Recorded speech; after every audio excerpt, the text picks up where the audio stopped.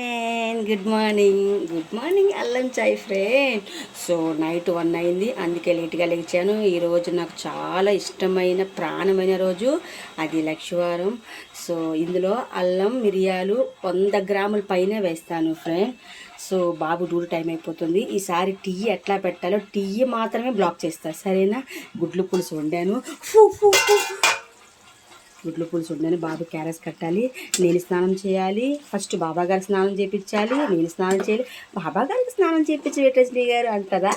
అదే ఫ్రెండ్, పూజ గది స్నానం చేపియాలి కదా.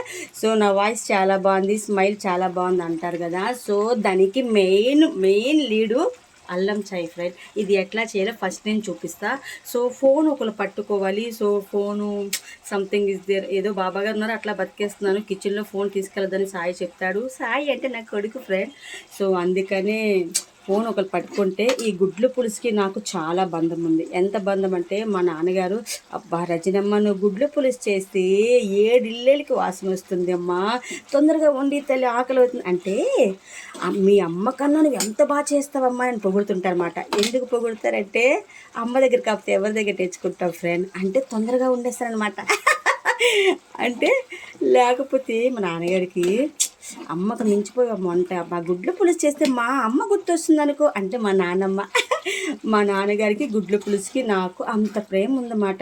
ఇది ఫస్ట్ నుంచి చేయాలంటే ఫోన్ ఒకరు పట్టుకోవాలి కదా ఫ్రెండ్. ఇంట్లో ఎవరు లేరు, బాబు నేనే కదా లైఫ్ అంతా ఉండేది.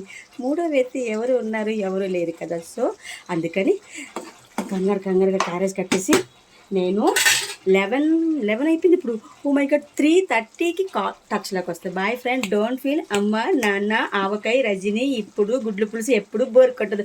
బయట వెదర్ చల్లగా, రజనీకి చిల్ల గుడ్లు పులుసు వేడిగా. Boyfriend, boy. ఉప్పు చేయి కలిపింది మమ్మీ. కొంచెం చాయ్ తాసి గ్రేజర్ ఆన్ చేసి స్నానంకి వెళ్ళిపోదాం. పూజ గదంతా క్లీన్ చేశాను.